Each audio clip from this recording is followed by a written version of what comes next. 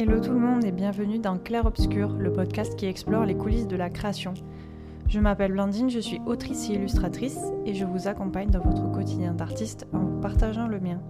On parle avec authenticité de la réalité de la vie d'indépendant, entre entrepreneuriat, stratégie marketing, apprentissage et entretien de la créativité. Si toi aussi tu es artiste indé, c'est le podcast qu'il te faut pour ne plus te sentir seul et avancer sereinement dans tes projets. Hello, j'espère que vous allez bien. On se retrouve dans ce dernier épisode du Février-Cast pour faire justement le bilan de ce presque mois complet de Daily Podcast, donc où j'ai publié un épisode par jour. Je dis presque parce qu'il y a eu des petits manquements, notamment là, la dernière semaine, j'ai zappé plusieurs jours et cette semaine aussi, je vais zapper quasiment toute la semaine, sauf pour cet épisode parce que la vie, il y a des hauts et des bas et là, je suis dans une phase où je suis un peu en crise existentielle, on va dire. C'est depuis le début de l'année où mon activité marche pas très bien, je pense que je vous en ai déjà parlé. Et du coup, là je suis un peu aussi dans le creux de cette vague, j'ai l'impression que je vais pas réussir, qu'il y a rien qui fonctionne, et ce qui est aussi malheureusement le cas en fait. Et je m'étais aussi fixé ce challenge de février pour me remotiver un peu. Et pour retrouver un peu un rythme de travail, essayer d'avoir des choses à faire et me dire que potentiellement ça pouvait fonctionner pour être un tremplin pour mon podcast et pour mon activité en général. Alors déjà, pour ce qui a été de la motivation, c'est clair que ça m'a bien boosté parce que ça m'a donné un objectif quotidien de choses à faire et donc j'avais toujours au moins ça à faire dans ma journée et c'est vrai que je ressentais un peu moins le vide que laisse l'absence par exemple de commission d'illustration. Donc ça c'était plutôt chouette, ça m'a quand même bien aidé, j'ai pu aborder pas mal de sujets différents, c'était bien parce que le podcast avait connu un petit ralentissement là en novembre et décembre parce que j'étais pas chez moi donc c'était un peu compliqué pour enregistrer. Donc j'étais contente de renouer avec cette activité que vraiment j'adore toujours autant, ça c'est vraiment très très très très cool. Et voilà, ça m'a donné l'occasion de m'exprimer sur plein de choses et de manière globale de renouer avec la création de contenu aussi, puisque du coup j'en ai parlé sur Insta, que j'avais un peu ralenti. J'ai aussi repris TikTok du coup à la suite de ça. Donc ça m'a remis dans un mood de travail qui est quand même assez intéressant et qui m'a fait du bien parce que comme je disais, ça m'a extrait un peu de ce truc un peu trou noir où je faisais que me répéter que ça marchait pas, que je stagnais, que je n'avais pas de clients, etc. Mais bon, ça fait pas tout non plus, puisque comme je disais, j'ai pas non plus pu lutter contre ça indéfiniment, et en fait c'est pour ça aussi que j'ai ralenti ces derniers temps, parce que tout simplement j'étais quand même assez fatiguée, c'est un sacré rythme de faire un épisode par jour, donc d'enregistrer et de monter tous les jours, de trouver aussi les idées de sujets. Et ça change pas le fait que à côté de ça, j'ai pas de clients. Donc c'est vrai que parfois j'avais fini et je me disais maintenant j'ai plus rien à faire et c'était un peu le revers de la médaille quoi. Et quelque part ça m'a aussi vachement rappelé que j'avais que ça à faire entre gros guillemets parce que le reste de mes activités était un peu en stand-by quoi. Et cette négativité a quand même largement pris le dessus là ces dernières semaines. Et aussi aujourd'hui, et c'est aussi pour ça que je me suis dit que j'allais enregistrer cet épisode, c'est pour justement éviter de ruminer, parce que là ce matin j'ai essayé d'écrire un peu, mais je suis vraiment dans un truc global où j'ai l'impression que ma carrière est terminée quoi, enfin je sais pas comment dire, pas terminée parce qu'elle a pas commencé, mais genre justement que ça ne commence pas et que ça ne commencera jamais. Ça me paraît vraiment insurmontable. J'ai regardé un vlog ce matin de Lana Songe où elle présente sa nouvelle collection d'illustrations. Et tout ce qu'elle fait, c'est vraiment ce que je rêve de faire, c'est-à-dire dessiner, faire sa collection avec des marque-pages, des stickers, des objets, et les vendre sur sa boutique et que ça fonctionne. Et j'ai plein d'idées de faire des trucs comme ça, mais ça fonctionne pas quoi. Enfin, genre quand j'ai ouvert ma boutique à la fin de l'année dernière, ça a été un flop complet. J'ai absolument rien vendu, littéralement. J'ai vendu genre 3 exemplaires de mon roman Et le reste, tout ce qui était illustration, etc., c'était vraiment... j'en ai pas vendu, quoi. Et ça m'a vraiment mis un coup au moral de me dire, si ça se trouve, j'y arriverai juste jamais parce que je sais pas ce que je fais pas bien à ce stade. Je comprends pas, j'ai l'impression que je fais tout ce qu'il faut. Et je veux pas dire par là que je fais parfaitement les choses, mais comme je me donne les moyens, je travaille, j'essaye d'apprendre, je fais plein de choses autour pour essayer de communiquer, etc. Et j'ai quand même l'impression de rester au fond du seau, quoi. Et ça se répercute sur tous les aspects de ma vie, en fait. Et comme je suis quelqu'un qui fonctionne par stratégie de fuite, c'est vrai que j'ai essayé de me cacher dans le podcast pour faire ça. Et là, une fois que le podcast ne fonctionnait plus, entre guillemets, pour faire ça, je me suis réfugiée dans l'écriture. Et là, j'ai commencé un nouveau roman depuis le début de la semaine où j'ai écrit déjà 10 000 mots en 2 jours. Donc vraiment, j'ai charbonné, j'ai quasiment fait que ça parce que je suis toujours dans ce truc de agir pour me détourner de ce que j'ai pas envie de voir ou ce que j'ai pas envie de me confronter, quoi. Donc ça, c'était pour la partie un peu bilan émotionnel, on va dire, et bilan global de comment j'ai vécu ce mois-ci. Après, il y a quand même eu des choses positives en termes de statistiques, parce que évidemment, quand on publie un épisode par jour, on a beaucoup plus d'écoute. Donc ça, c'est vrai que j'ai quasiment pas doublé, mais j'avais peut-être 700 écoutes avant de commencer, et là, je suis quasiment à 900, donc ça, c'est vrai que ça a beaucoup augmenté d'un coup. Mais quand on va voir dans le détail de ces écoutes, on se rend bien compte que en fait, c'est toujours les mêmes personnes qui écoutent le podcast.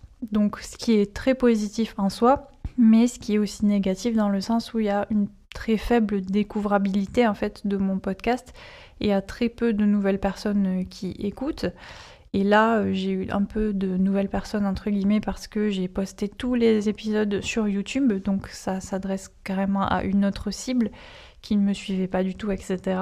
Mais ça m'a aussi fait réfléchir sur l'impact de cette visibilité et du podcast comme média, parce que sur YouTube, j'ai touché énormément de personnes et je faisais presque parfois le triple de vues que ce que je fais sur les autres plateformes de streaming de podcast. Genre, par exemple, par épisode, ça m'arrivait de faire 60 vues par épisode, ce qui m'arrive jamais sur des plateformes de podcast, genre Apple Podcast, Spotify, etc.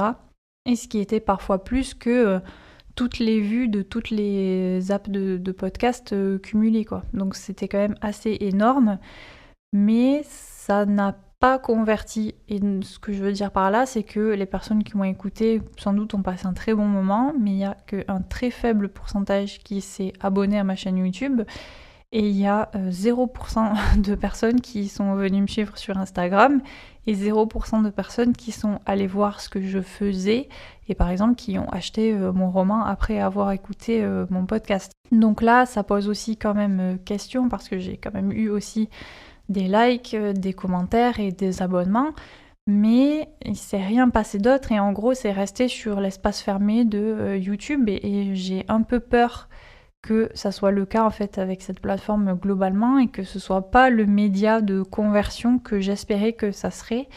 Donc ça m'a fait un peu aussi réfléchir là-dessus parce que pour moi le podcast ça a toujours été un média à part entière évidemment, mais c'est aussi un média dans lequel j'essaye de promouvoir ce que je fais sans être en permanence dans du placement de produits ou de dire vous pouvez aller retrouver mon livre sur Amazon, même si je le fais de temps en temps en début ou en fin d'épisode. Mais c'est quand même un endroit où comme je parle de mon activité, comme je dis ce que je fais, ce que je dessine, ce que j'écris, j'espérais qu'il y ait une sorte de continuité et de curiosité des auditeuristes pour aller voir mon travail à la suite de ça.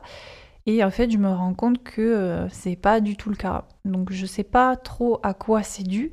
Est-ce que c'est vraiment intrinsèque au média du podcast qui en fait est un média à part entière, fermé ? Ou est-ce que c'est parce que j'ai eu aussi un problème de communication là-dessus, ce que je peux tout à fait entendre, parce que là c'est pareil, j'ai pas matraqué ma communication sur le podcast, j'ai pas parlé tous les jours du fait qu'il y avait un nouvel épisode qui était en train de sortir. Et voilà, donc il y a certainement des choses en termes de communication et de marketing que j'aurais pu faire mieux, Mais au vu de ce que j'ai fait et de ce que ça m'a rapporté, je suis pas certaine que les résultats auraient été drastiquement différents.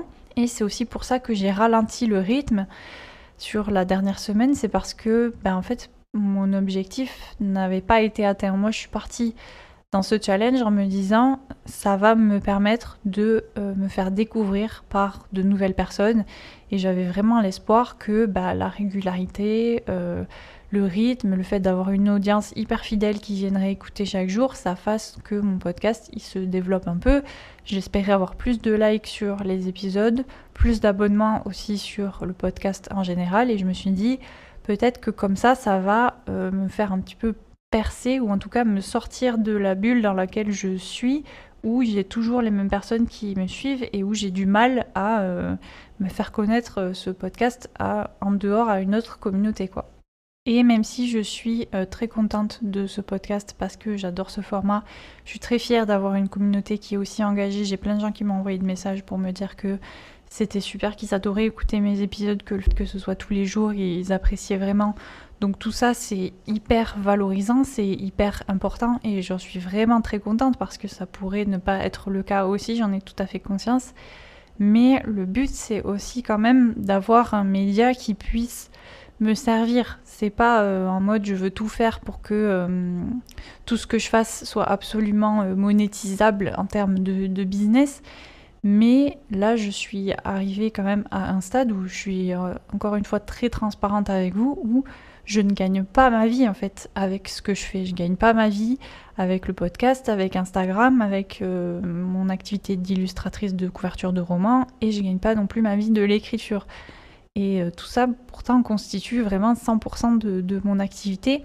Et je peux pas vivre sans rien en fait. Je peux pas ne pas gagner d'argent. Il y a un moment, c'est plus possible. Comment je paye mon loyer à la fin du mois si j'ai pas de rentrée d'argent? Donc c'est des questions qui se posent évidemment quand on conçoit un business et qu'on conçoit un projet, et des questions auxquelles malheureusement je n'arrive toujours pas à répondre. Et c'est pas que je pensais naïvement que le podcast allait tout d'un coup percer au point que j'allais gagner 1000 abonnés, avoir plein de commandes, etc. C'est juste que peut-être je me suis dit ça va être une fenêtre d'ouverture qui va faire qu'il y aura, je sais pas, peut-être même si c'est un très faible pourcentage de personnes qui écoutent, qui viennent me suivre sur Insta et qui là découvrent que je fais des couvertures de romans, du coup ça les intéresse, etc. Je pensais qu'il y aurait quand même au moins une mini continuité et au moins un mini impact financier, quoi, clairement. Et le fait qu'il n'y en ait pas, encore une fois, ça me remet dans ce truc de je ne sais pas quoi faire pour fonctionner. Maintenant, voilà, je suis un peu à court d'idées. J'ai l'impression que j'ai épuisé tout ce que j'avais à faire. J'ai abordé énormément de sujets dans le podcast, énormément de thématiques différentes. Je me suis vraiment appliquée sur le marketing, le côté CEO, le côté diffusion, etc. Et ça n'a pas payé du tout. Et quand je vois que je galère aussi avec mes illustrations de couverture de romans, quand je vois que je galère pas avec l'écriture, entre guillemets, puisque j'ai quand même un roman qui va sortir en maison d'édition, donc ça va me rapporter de l'argent, mais ça c'est dans le futur. Et actuellement, le roman que j'ai en auto-édition ne fonctionne absolument pas. Pour être totalement transparente avec vous, ce mois-ci, j'ai vendu un seul exemplaire de l'Académie des Arts Obscurs sur Amazon. Alors que j'en ai parlé, pas à tous les épisodes de podcast, mais quand même à une bonne partie. Donc évidemment, ça pose question, et pour encore une fois être totalement transparente avec vous, il y a un moment, la semaine dernière, je voulais enregistrer un épisode de podcast où j'aurais parlé du fait que je fais les choses pour les mauvaises raisons. Parce que justement, j'étais dans un truc tellement matrixé par les stats, les chiffres, la réussite, que je me suis dit, mais en fait, est-ce que créer pour atteindre ça, c'est une bonne raison? Et est-ce que le fait d'être focalisé quasiment que sur ça, parce que voilà, je suis honnête, encore une fois, je vais pas faire que le répéter, mais je gagne pas d'argent et ça m'obsède de plus en plus parce que j'en ai besoin. Je pense que c'est totalement entendable, évidemment. Et ça, c'est devenu vraiment une question récurrente. Je me pose la question tous les matins, est-ce que je vais pouvoir gagner de l'argent aujourd'hui? Est-ce que ce que je vais mettre en place va me rapporter demain, etc. Donc c'est vrai que ça motive quasiment tout ce que je fais parce que j'essaye de faire des choses qui sont drivées par un potentiel succès futur et de me dire que j'ai investi du temps dans quelque chose pour que ça me rapporte dans le futur. Et donc ça, cette conception très business, très marketing, totalement à l'opposé de ce pourquoi j'ai commencé à l'origine l'année dernière, qui était que je voulais vivre de ma création, certes avec l'aspect aussi financier, mais je voulais être une artiste. Et je voulais être une artiste reconnue pour sa pratique artistique. Et parce que j'avais l'impression que j'avais des choses à dire, que j'avais envie de m'exprimer, que j'avais envie de montrer ce que je peux faire, etc. Et là, c'est pas que j'ai l'impression d'avoir perdu ça, parce que ça reste quand même évidemment un moteur essentiel à tout ce que je fais, notamment dans mes romans. Mais si je suis honnête, ça passe derrière la question financière. Parce que je suis malheureusement arrivée à un stade où je ne peux plus me permettre de faire des choses juste parce que ça me fait plaisir. Et si c'était que moi, je pourrais passer ma journée à écrire des romans et à les mettre sur Amazon, et tant pis si ça se vend, si ça fait 3 ventes. Mais sauf que je peux pas passer tout mon temps de la semaine, je peux pas passer 50 heures sur un texte qui va me rapporter 1 euro à la fin, quoi. Et c'est un peu compliqué. Donc là, c'est très mitigé et ce bilan est très mitigé et je pense aussi un peu confus sans doute. Mais parce que là, je suis un peu bloquée, voilà. Et c'est aussi pour ça que c'est pas un bilan qui est purement chiffré parce que, en fait, les statistiques en elles-mêmes, ça c'est vraiment ce que j'ai appris ce mois-ci aussi, n'ont pas tellement d'importance. Le fait d'avoir 50 écoutes sur un épisode, ça veut pas dire grand-chose, à part qu'il y a 50 personnes qui t'ont écouté. Ça veut pas dire que ton business demain il va fonctionner, ça veut pas dire que tu vas vendre 50 exemplaires de ton roman, ni même que tu vas en vendre qu'un seul. Et du coup, c'est un peu une perte de repère aussi pour moi, parce que si les statistiques ne disent pas grand-chose, entre guillemets, et c'est pour ça que j'ai arrêté les épisodes aussi ces derniers temps, parce que j'avais l'impression de tourner en rond dans ce que j'avais à dire par rapport à cet état global d'incertitude et même de négativité, on va dire, parce que quand je disais tout à l'heure que je suis en crise existentielle, c'est vraiment que tous les 3 jours, je me remets 100% en question et je me demande ce que je fous là, ce que j'ai à dire, si ça va fonctionner, enfin voilà, c'est vraiment... Et je me demande si j'ai pas fait n'importe quoi, si c'est pas une connerie de s'obstiner alors que... ça me rapporte rien, si c'est pas une perte de temps, si je ferais pas mieux de trouver un vrai taf. Bref, plein de trucs comme ça qui sont pas non plus hyper intéressants à raconter ou qui sont très redondants, et je voulais pas être non plus dans un truc 100% de négativité, même si c'est important d'être honnête. Je préférais juste en parler là comme ça et dire que voilà, ça, c'est tout un mélange de trucs en fait qui font qu'il n'y a pas de bilan qui soit 100% positif sur ce mois-ci, ni 100% négatif. Ça m'a apporté des choses et ça m'a aussi pris des choses. Et là, maintenant, ce qui me reste à faire, c'est de toute façon continuer le podcast comme je le faisais. Le rythme hebdomadaire, ça m'a aussi confirmé que c'était assez bien, parce que il y a aussi le fait que, comme je disais, j'avais un peu épuisé mes sujets au bout d'un moment et je voulais pas créer du contenu pour créer du contenu. Je tiens à avoir de vraies choses à dire quand je prends le micro.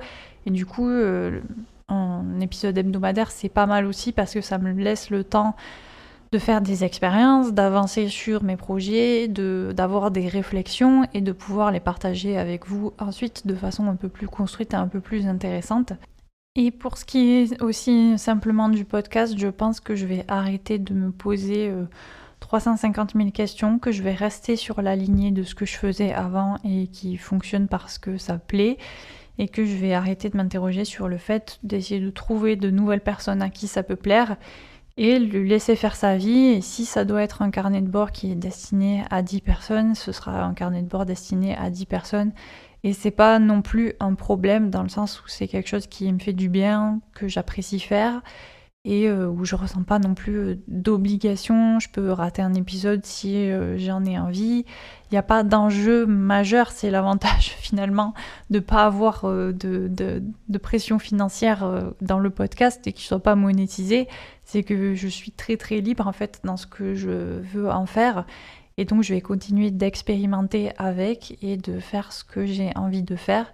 Et puis, tant pis si ça marche pas, entre guillemets. De toute façon, je pense que là, ce mois-ci, j'ai bien compris que c'était pas un média qui pouvait me rapporter de l'argent. En tout cas, pas dans le format tel qu'il est aujourd'hui. C'est pas adapté du tout à du marketing et à de la création de sponsors, etc. Donc écoutez, on va continuer de rester entre nous et ce sera très bien comme ça. De mon côté, je vais me consacrer à l'écriture du nouveau roman que j'ai commencé cette semaine. Peut-être que je vous en parlerai bientôt, peut-être pas, je sais pas trop. On va voir où ça me mène, mais pour l'instant, ça me fait du bien aussi d'écrire. Et je pense que je vais me laisser un peu porter, honnêtement, au moins sur la fin du mois de février, pour voir où ça me mène. Je sais aussi que c'est des mois qui sont très calmes en termes business pour plein d'auto-entrepreneurs. Donc je me dis peut-être que avec l'arrivée du printemps, les choses vont se réenclencher. Pareil, comme l'année dernière, j'essaye de ne pas trop m'apitoyer là-dessus, même si ça fait mal et que là j'en ai un peu pâti ces derniers temps, mais j'essaye de faire des bilans à long terme pour me laisser le temps d'expérimenter et de vivre l'année comme elle doit se faire.